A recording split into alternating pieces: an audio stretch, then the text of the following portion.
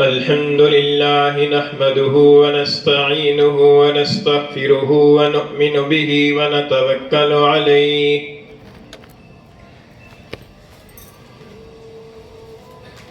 ونعوذ بالله من شرور أنفسنا ومن سيئات أعمالنا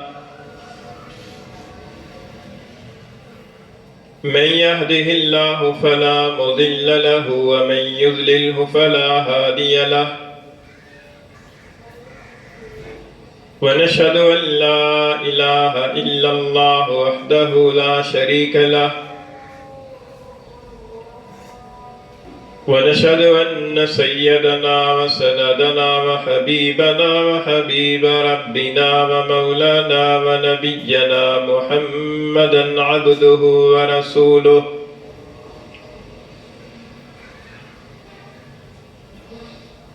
وصلى الله تعالى عليه وعلى آله وأصحابه وبارك وسلم تسليما كثيرا كثيرا.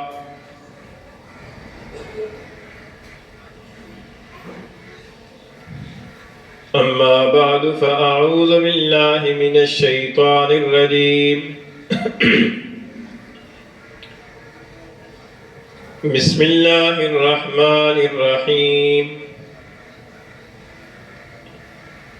يا أيها الإنسان ما غرك بربك الكريم الذي خلقك فسواك فعدلك في أي صورة ما شاء ركبك كلا بل تكذبون بالدين وإن عليكم لحافظين كراما كاتبين يعلمون ما تفعلون. وعن شداد بن أوس رضي الله تعالى عنه عن النبي صلى الله عليه وسلم قال: الكيس من دان نفسه وعمل لما بعد الموت والعاجز من أتبع نفسه هواها وتمنى على الله كما قال رسول الله صلى الله عليه وسلم. صدق الله مولانا العظيم وصدق رسوله النبي الكريم ونحن على ذلك لمن الشاهدين والشاكرين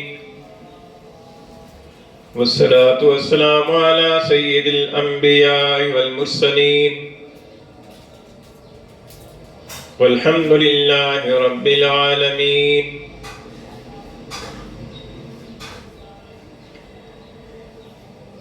گرامی قدر سامعین، آپ کے سامنے 30ویں پارے سے سورہ الانفطار کی چند آیات کریمہ تلاوت کی ہیں اور حضور نبی کریم صلی اللہ علیہ وسلم کی احادیث میں سے ایک حدیث شریف جس کے راوی حضرت شداد بن اوس رضی اللہ تعالیٰ عنہ ہیں، وہ حدیث آپ کے سامنے پڑھی ہے. اس حدیث کو امام ترمذی رحمہ اللہ نے اپنی سنن میں نقل فرمایا ہے. ان آیات کریمہ میں اللہ تعالیٰ نے انسان کو مخاطب کیا ہے. قرآن مجید کے بارے میں اہل علم حضرات کا فرمانا ہے کہ قرآن مجید کا اسلوب اور انداز خطیبانہ ہے. ایک انداز ہوتا ہے کتاب لکھنے کا اور ایک انداز ہوتا ہے تقریر کرنے کا، خطاب کرنے کا. تو قرآن مجید کا انداز کتابی نہیں ہے. جیسے کتاب لکھی جاتی ہے، کوئی مصنف لکھتا ہے، اس میں ترتیب کے ساتھ چلتا ہے، اس میں فصلیں اور باب قائم کرتا ہے، اس طریقے کا انداز نہیں ہے، بلکہ اس کا انداز خطیبانہ ہے کہ جس طریقے سے انسان واعظ کرتا ہے اور جس چیز کی ضرورت ہوتی ہے اس چیز کے بارے میں اپنے مخاطبین کو آگاہ کرتا ہے۔ تو چونکہ قرآن مجید کا انداز خطیبانہ انداز ہے، اس لیے قرآن مجید کے اندر کئی آیات کریمہ ایسی ہیں کہ جن میں اللہ تعالیٰ کی طرف سے مختلف الفاظ کے ساتھ خطاب کیا گیا ہے۔ خطاب کا مطلب دوسروں کو مخاطب کرنا، متوجہ کرنا۔ کہیں تو اللہ تعالیٰ نے یا ایھا الناس فرمایا، اے لوگو۔ کہیں اللہ تعالیٰ نے یا ایھا الذین آمنوا فرمایا، اے ایمان والو۔ کہیں اللہ تعالیٰ نے یا اہل الکتاب فرمایا، اے اہل کتاب۔ کہیں اللہ تعالیٰ نے یا بنی آدم فرمایا، اے بنی آدم۔ اور کچھ آیات ایسی ہیں کہ جن میں اللہ تعالیٰ نے یا ایھا الانسان فرمایا کہ اے انسان۔ قرآن مجید جس طریقے سے پوری امت مسلمہ کے لیے ہدایت کا ذریعہ ہے، اسی طریقے سے قرآن مجید ایک فرد کے لیے بھی ہدایت کا ذریعہ ہے۔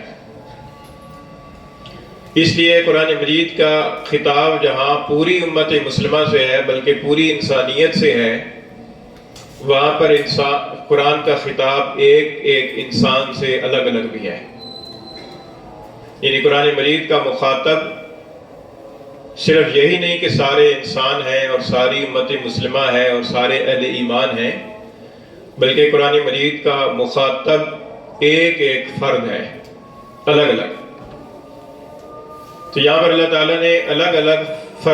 فردن انسان کو خطاب فرمایا کہ یا ایھا الانسان، اے انسان۔ اب انسان، ہر آدمی اپنی جگہ پر ایک انسان ہے،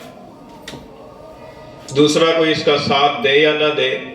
لیکن وہ خود انفرادی سطح پر قرآن مجید کا مخاطب ہے۔ اور کوئی دوسرا عمل کرے یا نہ کرے، قرآن مجید انفرادی طور پر اسے عمل کا ذمہ دار ٹھہراتا ہے، ہر انسان کو، چاہے کوئی بھی ہے،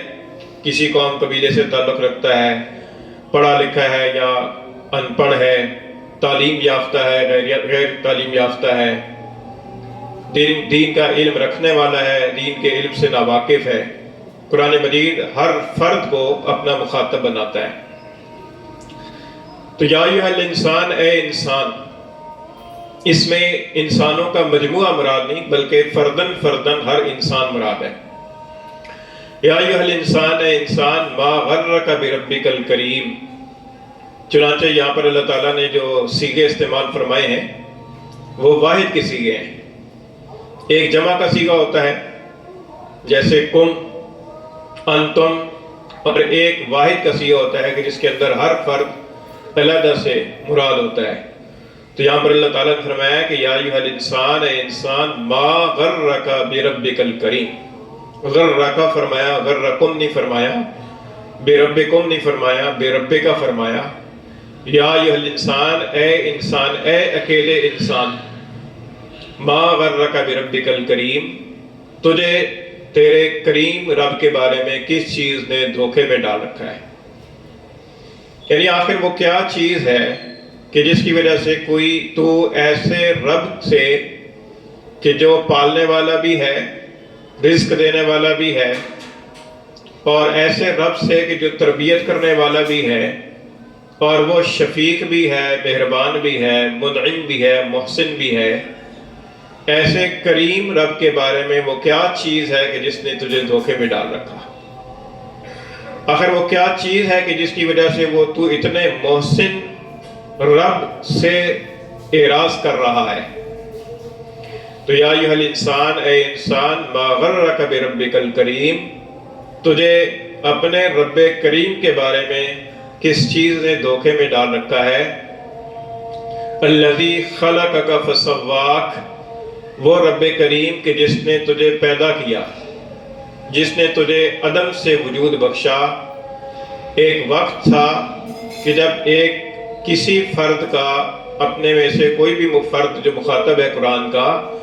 اس فرد کا ایک وقت تھا کہ اس فرد کا کوئی وجود نہیں تھا، کوئی نقشہ نہیں تھا، کوئی تصور نہیں تھا۔ فرض کر لیتے ہیں کہ آج سے 100 سال پہلے ہم میں سے کسی کا کوئی نقشہ نہیں تھا، کوئی وجود نہیں تھا، کوئی نام و نشان نہیں تھا، کوئی عطا پتہ نہیں تھا۔ عدم سے اللہ نے وجود میں لایا۔ الذی خلق کا، اس کو خلق کہتے ہیں کہ ایک چیز ہے ہی نہیں، اللہ تعالیٰ اس کو وجود میں لے آئے۔ تو فرمایا کہ الذی خلق کا فسواک، صرف پیدا ہی نہیں کیا بلکہ سنوار کر پیدا کیا، برابر کر کے پیدا کیا۔ اللہ تعالیٰ نے جو اعضاء پیدا کیے ان اعضاء میں تناسب رکھا، متناسب انداز کے اندر پیدا کیا۔ ایسا نہیں کیا کہ ایک بازو لمبا پیدا کر دیا، ایک بازو چھوٹا پیدا کر دیا، ایک آنکھ بڑی پیدا کر دی، ایک آنکھ چھوٹی پیدا کر دی، ایک ٹانگ لمبی پیدا کر دی، ایک ٹانگ چھوٹی پیدا کر دی، بلکہ تمہیں برابر طور پر پیدا کیا، بیلنس میں اور توازن میں پیدا کیا۔ فعدلک، اور اس کے ساتھ ساتھ مزاج میں اعتدال رکھا، مزاج کو معتدل بنایا۔ اندر کی جو خلتیں ہیں کہ جن سے انسان کے اندر کی وہ ہارمونز اور سیلز وغیرہ بنتے ہیں، جن کو اطباء کی زبان کے اندر صفرا، سودا، بلغم اور خون کہا جاتا ہے، ان خلطوں کو اللہ تعالیٰ نے ایک مناسب مقدار کے اندر پیدا فرمایا، ایک معتدل انداز میں پیدا فرمایا۔ فعدلک فی ای صورت ما شاء رکبک، اور فرمایا کہ پھر اس رب کریم نے تجھے جس چیز میں جس صورت میں چاہا، جس شکل میں چاہا ترکیب بنا دیا، مرکب کر دیا۔ یہ صورتیں جو ہمیں نظر آتی ہیں، جو چہرے ہمیں نظر آتے ہیں، یہ سب چہرے اللہ تعالیٰ کے بنائے ہوئے ہیں۔ انسان پیدا ہوتا ہے، اس کا چہرہ اس کے باپ سے جدا ہوتا ہے، اس کی ماں کے چہرے سے ممتاز ہوتا ہے، اس کے بھائی کے چہرے سے ممتاز ہوتا ہے، اس کی بہن کے چہرے سے الگ ہوتا ہے، اس کے باقی اعزاء اور اقربا کے چہروں سے الگ چہرہ ہوتا ہے۔ ہر شخص کا ایک الگ سانچہ ہے، ہر شخص کا ایک الگ چہرہ ہے، ہر شخص کی ایک الگ صورت اور شکل ہے۔ فرمایا کہ فی ای صورت ما شاء رکبک، اس اللہ نے جو تمہارا رب کریم ہے، اس نے تیری ایسی شکل و صورت جس کو اس نے چاہا، اس نے اپنی چاہت کے مطابق تیری شکل و صورت بنا دی۔ عرب انسان ہے، لیکن مجال ہے کہ ایک انسان کا چہرہ کسی دوسرے انسان کے چہرے کے ساتھ میل کھا جائے، مجال ہے کہ ایک انسان دوسرے انسان سے ممتاز طریقے سے پہچانا نہ جائے، ایسا ہو ہی نہیں سکتا۔ حالانکہ اگر دیکھا جائے تو چہرے کا جو حدود اربع ہے وہ چند انچ کے اوپر مشتمل ہے، اور اس چند انچ کے ایریے کے اندر، اس چند انچ کے رقبے کے اندر ہر انسان کی 2 آنکھیں، 1 ناک، 2 ہونٹ اور گال اور ماتھا اور تھوڑی ہے، لیکن اس کے باوجود ایک انسان کا چہرہ کسی دوسرے انسان کے چہرے سے ہرگز میل نہیں کھاتا، اور انسان دوسروں سے ممتاز طریقے سے ہر آدمی کو پہچان کر بتا دیتا ہے کہ یہ فلاں کا چہرہ ہے،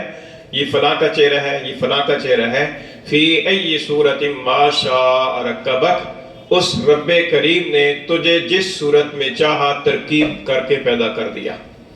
تو اللہ تعالیٰ فرماتے ہیں کہ اے انسان، جو رب اتنا مہربان ہے کہ جس رب نے تیری چاہت اور تیری مرضی کے بغیر،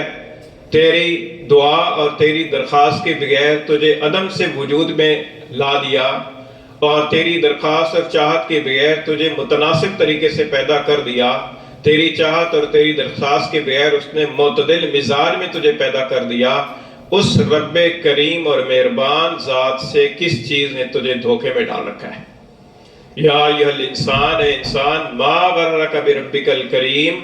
الذی خلقک فسواک فعدلک فی ای صورت ما شاء رکبک۔ تو یہ اللہ تعالیٰ نے انسان کے وجود کے اعتبار سے چند چیزوں کا ذکر فرمایا ہے۔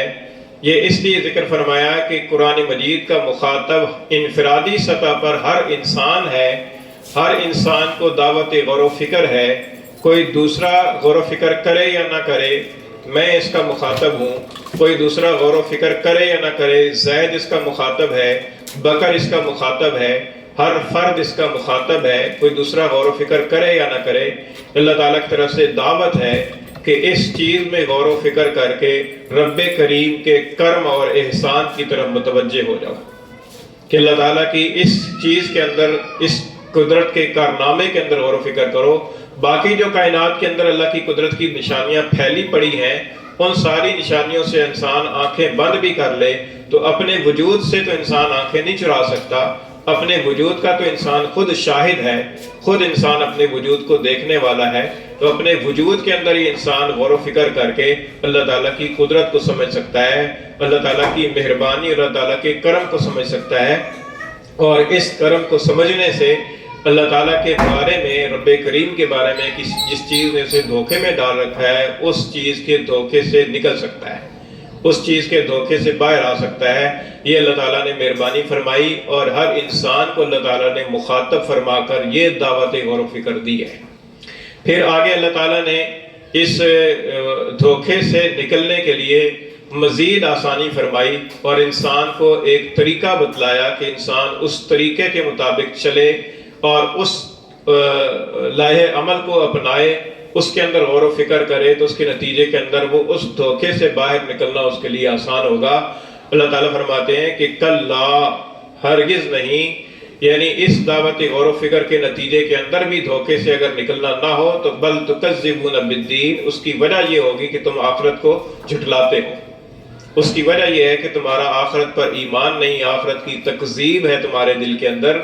آخرت کا یقین نہیں ہے، جس کی وجہ سے تمہاری یہ دھوکے والی زندگی چل رہی ہے۔ کلا، ہرگز نہیں، بل تکذبون بالدین، بلکہ تم دین کو یعنی یوم الدین کو جھٹلاتے ہو، جو ہم سورہ فاتحہ میں پڑھتے ہیں نا، مالک یوم الدین، کہ دن، بدلے کے دن کا مالک، تو فرمایا کہ کلا، ہرگز نہیں، بل تکذبون بالدین، بلکہ تم بدلے کے دن کو جھٹلاتے ہو۔ تمہاری یہ جو حالت ہے دھوکے والی زندگی ہے، اس دھوکے والی زندگی کے اندر پڑنے کا سبب یہ ہے، رب کریم سے دھوکے میں آ جانے کی وجہ یہ ہے کہ تم دین کو یعنی یوم الدین کو تم جھٹلاتے ہو۔ اچھا، یوم الدین کو جھٹلانے والے تو کافر ہیں کہ جن کا آخرت پر ایمان نہیں ہے، ہم مسلمان جن کا آخرت پر ایمان ہے اور یقین ہے کہ مرنے کے بعد ایک اور زندگی آئے گی، ہمارے لیے دھوکہ یہ لگا ہوا ہے کہ ہم نے آخرت کے دن کے بارے میں جیسا یقین ہونا چاہیے ویسا یقین ہمارے دلوں میں نہیں ہے، مطلوبہ سطح کی پر وہ یقین نہیں ہے، ایمان کی سطح پر تو وہ ہے، اور اس ایمان کی سطح پر ہونے کی وجہ سے ہم مسلمان اور مومن بھی ہیں، لیکن جس درجہ یقین کا وہ اللہ تعالیٰ کی طرف سے مطالبہ ہے، اس درجہ یقین ہمارے دلوں کے اندر موجود نہیں ہے، اس لیے اس درجے کے اعتبار سے یہ تکذیب ہے۔ فرمایا کہ کلا بل تکذبون بالدین، بلکہ تم دین کو جھٹلاتے ہو، یعنی قیامت کے دن کو جھٹلاتے ہو۔ اب قیامت کے دن کے بارے میں اگر کسی آدمی کے دل کے اندر ایسا احساس ہو، ایسا یقین ہو کہ میں نے مرنے کے بعد جواب دینا ہے اللہ تعالیٰ کو، اور میں نے مرنے کے بعد اللہ کے سامنے حساب دینا ہے، تو پھر وہ انسان اپنی زندگی پھونک پھونک کر گزارے اور اللہ تعالیٰ کی نافرمانیوں سے بچ بچ کر گزارے۔ یہ جو نافرمانیوں کے اندر ہم مبتلا ہوتے ہیں، لاشعور کے اندر یہ بات بیٹھی ہوئی ہے کہ کوئی بات نہیں، جہاں اتنے سارے لوگ کر رہے ہیں تو وہاں ہم بھی بخشے جائیں گے۔ تو یہ ایک خیال ہے، ایک خوش فہمی ہے، کیونکہ اللہ تعالیٰ نے تو ہر انسان کو الگ الگ مخاطب کیا ہے، یا ایھا الانسان کہا ہے۔ اب ضروری نہیں ہے کہ آپ بخشے جائیں تو میں بھی بخشا جاؤں، یا میری مغفرت ہو جائے تو آپ کی بھی مغفرت ہو جائے۔ تو اللہ تعالیٰ کا ہر انسان کے ساتھ الگ الگ معاملہ چل رہا ہے، ہر انسان کی اپنی زندگی ہے، ہر انسان کی اپنی سوچ ہے، ہر انسان کا اپنا طرز زندگی ہے، ہر انسان کی اپنے جو ہے نا وہ ذمہ داری کا احساس ہے، وہ کتنا ذمہ داری کا احساس رکھتا ہے اور کہاں کہاں کس کس طریقے سے اللہ تعالیٰ کی نافرمانیوں سے بچتا ہے، اللہ تعالیٰ کو سب علم ہے، اور اللہ تعالیٰ اسی علم کی روشنی کے اندر ہر انسان کا الگ الگ حساب ہوگا۔ ایسا نہیں ہوگا کہ ایک انسان دوسرے کی پر اپنے آپ کو قیاس کر لے، یہ تو غلط قیاس ہوگا، کیونکہ ہر انسان کے حالات مختلف ہوتے ہیں، کسی کے سامنے کس طرح کی مجبوری ہے، کس کے سامنے کس طرح کی آزادی ہے، وہ کون کس موقع کی پر کتنا بچ سکتا تھا اور اس نے بچنے کے لیے کتنی کوشش کی، اور کتنی اللہ تعالیٰ کی فرمانبرداری کے لیے وہ اپنی صلاحیت استعمال کر سکتا تھا اور کتنی اس نے استعمال کی، اور کتنی اس نے ڈنڈی ماری۔ اور کتنا اس نے اخلاص سے کام لیا اور کتنا اس نے ریاکاری سے کام لیا.